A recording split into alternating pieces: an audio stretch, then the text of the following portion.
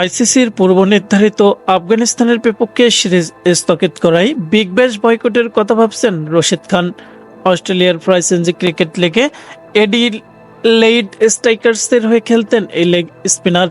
আগামী আগস্টে নিরপেক্ষ ভেন্যুতে টি-20 সিরিজটি খেলার কথা ছিল, তবে গত মার্চে তালেবান শাসিত আফগানিস্তানের ক্রমাগত নারী ও কন্যা শিশুদের আর্থসামাজিক অবস্থার অবনতি হওয়ার কথা জানিয়ে তা স্থগিত করে ক্রিকেট অস্ট্রেলিয়া। এর আগে আফগানিস্তানের বিপক্ষে এক ম্যাচের টেস্ট সিরিজ এবং একটি ওয়ানডে সিরিজ খেলার কথা থাকলেও শেষ পর্যন্ত সেই দুটি সিরিজই স্থগিত করেছিল তারা। ক্রিকেট বিষয়ক ওয়েবসাইট ESPN ক্রিকেট ইনফোকে দেওয়া এক সাক্ষাৎকারে তার দেশকে নিয়ে অস্ট্রেলিয়ার এমন আচরণ নিয়ে হতাশা প্রকাশ করেছেন রশিদ খান।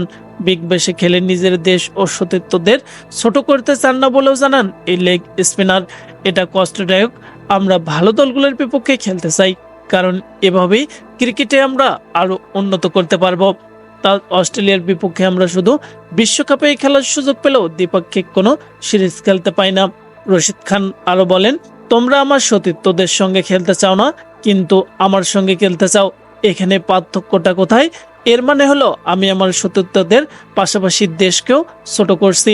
তাই আমি সিদ্ধান্ত নিতে যাচ্ছি বিগ ব্যাশের মতো আসরে দেশকে এবং সতীর্থদেরকে ছোট করিয়ে আমি খেলতে চাই না, যার কারণে বিগ ব্যাশকে বয়কটের ডাক হয়তোবা রশিদ খান দিয়েই দিবেন।